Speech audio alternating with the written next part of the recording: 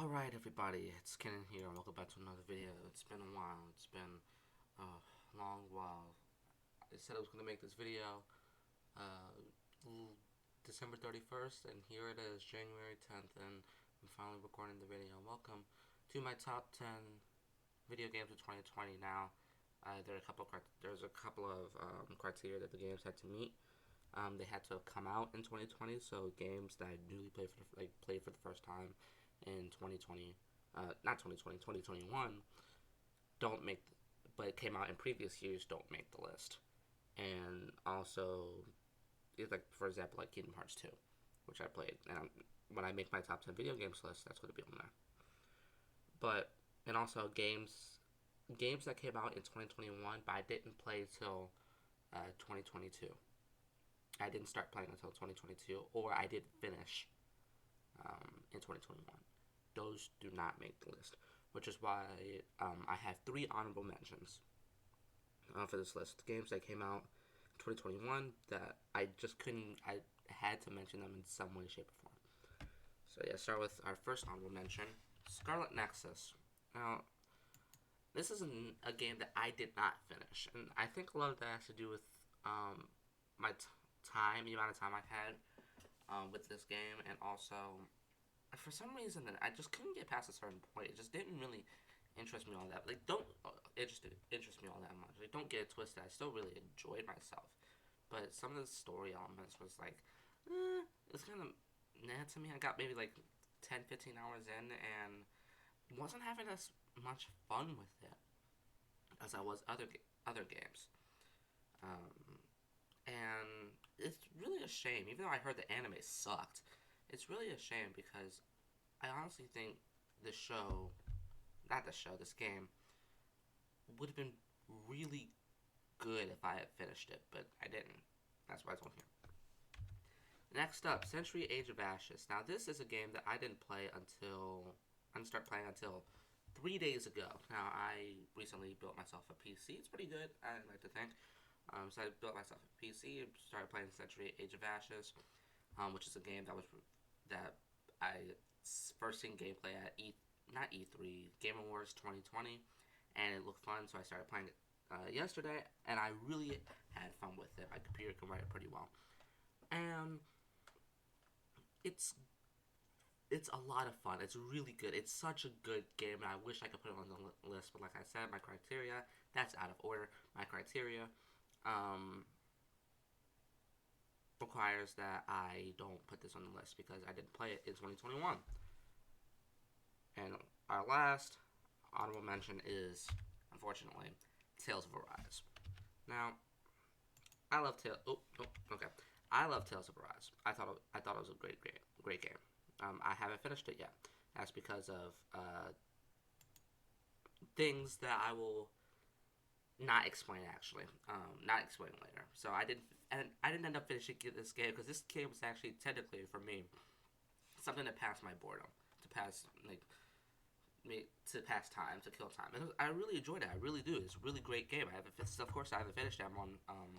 Right now, I just got to Rena. I haven't finished it. The reason why I haven't finished it is because I was waiting to get this PC built so I could play Final Fantasy VII Remake on PC, which I am playing right now, and it's running pretty good, even though it's not the greatest PC port. But anyway, Tales of Arise, great characters, great story, great development. Rinwell could be a bit better, but at the beginning, but when we get past a certain point with the Almadria boss fight, she gets so much better, and it's just a great game that everybody should play. I see why it won RPG of the Year at the Game Awards because if it wasn't an honorable mention for me, it'd probably be number one. All right, so number 10, we have, of course, as you already saw, Microsoft Flight Simulator. Microsoft Flight Simulator, right? I think when it came to that game, there's a lot I didn't understand, and it was a bit confusing at times. But overall, I think it's a beautiful game, and it's really great. There's not really much I can say about this game because I didn't play it for like too much. But overall, I would recommend it to anybody who loves a beautiful game with real world real world sights. I hate how I said that. Next up, Pokemon Unite. Now, this is a game that I played for about 15 hours, 15, 20 hours. I never picked it up again. I think a lot of that also has to do with the fact that I was playing other games at the time. But with my time that I had with this game, I really enjoyed myself. I really enjoyed it. I see all the updates. I get notifications for all the updates on Twitter. I was like, that's cool, but I just had no desire to come back to it for some reason. And I mean, that's fine. That's fine for a video game. I still thoroughly enjoyed myself. I think the MOBA aspect of the game with Pokemon is actually really cool. I know when it first got revealed, people were like, this doesn't look all that great. But then it came out and it ended up being a really great game. And it is just overall a great game. I just have no desire to play it anymore. Outriders is up next. This is a game I played for about 2 months. And I think it was a lot of fun, but at the time it wasn't getting too much updates. I know it gets updates now, but it wasn't getting too many updates at the time that I was playing it. I played it day one with Xbox Game Pass, and it's a really cool concept, really cool story, which I beat. Really cool characters, cool guns, and all that. It is really cool. It's just at the time that I played this, it wasn't really getting too many updates, and the state of the game was fun, but it wasn't phenomenal. Tokyo 2020 Olympic Games technically didn't come out this year technically didn't come out this year. It came out in 2020, but I'm still going to include on this list because it didn't get released to the West until 2021. So in 2020, I feel like it's a bit of a it's an upgrade, but at the same time it's a downgrade from London 2012, the original game. And this is a really fun game, really fun game, but it feels kind of repetitive at times. Of course, you're doing the same events over and over and over again. Of course, it has to get repetitive, but something about it, like a lot of the events are just the same. I mean, like the running events or the swimming events are just the same. They feel the same every time you do them. And while I'm not saying that's a bad thing, it's not a great thing either. And that's essentially why I can't put this game any higher, because for me it just wasn't a game that I will come back to over and over and over again 5 hours a day to play. Alright, here's a game that I was fully expected to make the list for me. Persona 5 Strikers. Persona 5 Strikers, on a technicality, is my first Persona game. Technicality, it's not really a Persona style game, whatever. I've seen Let's Plays Persona 5, Persona 5 Royal, Persona 4 even. I've always been interested, but I don't have a PlayStation, and so I haven't ever gotten a chance to play those games. But I played Persona 5 Strikers on Switch, played it day one, and I had a lot of fun with it. I thought the story was a great continuation from Persona 5. I thought the characters were all great as usual. The new characters, Sophie and Zenkichi, were great and fun to play as, and fun to watch on screen when you're playing the game. And overall, there's just not many negative things I could say about it. Could the graphics have been a bit better? Yeah, but I'm not complaining about it. It's still an ultra fun game that I would recommend to anybody. Sonic Colors Ultimate is at number 5, and this game is here because of nostalgia. When I say nostalgia, I mean the original Sonic Colors was one of my favorite games of all time. It is, not favorite games of all time, but one of my favorite games back on the Wii. It was one of my favorite games back on the Wii, and I loved it so much. It's my favorite Sonic game. And so when they announced Sonic Colors Ultimate, I was like, I have to get this. I love Sonic Colors. Sonic Colors Ultimate is going to be great. And it was great. Yes, there are some bugs that I'm pretty sure they eventually fixed. I don't remember. I beat the game in like a couple of days. But there were bugs that they fixed. One thing, if there was something I could ask for, it was that they fixed the cutscenes. I wish they had actually remastered the cutscenes, but for me, the Sonic games aren't about the story. It's about the gameplay for me. I mean, like, the story, yes, is great, but for me, it's about the gameplay, how they play. And if a Sonic game doesn't play all that good, then it's not really a good game, which is why I hate Sonic Boom a lot. But Sonic Boom is just bad for so many reasons. Sonic Colors Ultimate, would recommend to anybody who hasn't played the original Sonic Colors, but if you played the original Sonic Colors, you don't really need to play this game. And now we have the top four. The top four is the one that I've been debating about the most, the longest, if you will. And the top four, all phenomenal games. I would all give a 10 out of 10.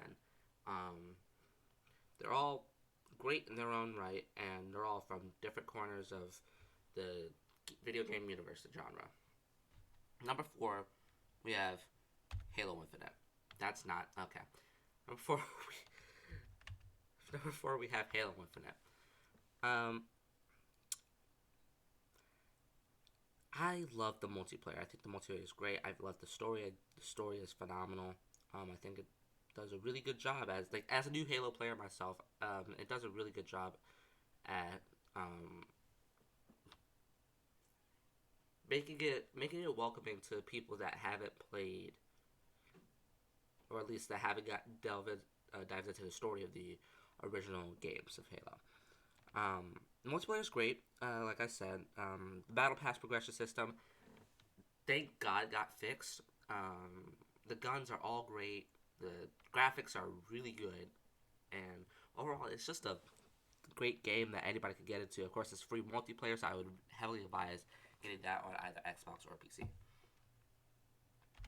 Number three, we have Forza Horizon 5. Now, this was my most anticipated game of the year. And it's unfortunate that it didn't make it number one, but it's still a phenomenal game in its own right. It is just amazing. Graphically, it is phenomenal. The races have been better than ever. This just the world is just so open and fleshed out for a car game. I could drive into a volcano. I could crash my car on some rocks or in the water. It's so good, and I just cannot recommend this game enough for people who haven't played it and are trying to get into like the racing genre. Forza Horizon 5 is so good, and it's worth the hype, but it doesn't quite make it my favorite game of the year.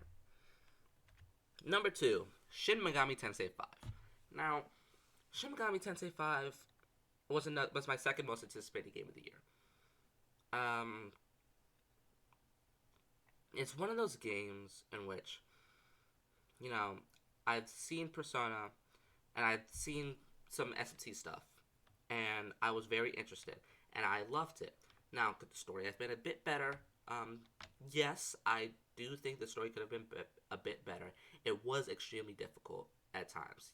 I can't believe I actually made it through that game alive. But getting past all of that, the characters were all a lot of fun. The revelations, the choices that you had to make at the end, and the choices you had to make throughout the story, and how they contributed to the end of the game was great. And I really can't praise this game anymore.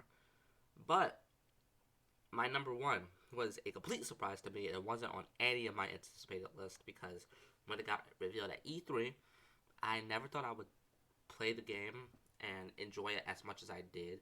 But I heard some great things, and I got it on sale, and it was phenomenal. That is Guardians of the Galaxy, if the thing ever wants to show up. Guardians of the Galaxy. What a game! A game based off a game that has a heavy emphasis on story and characters, and like the characters are funny. They're funny, even more funny than they are in the movies.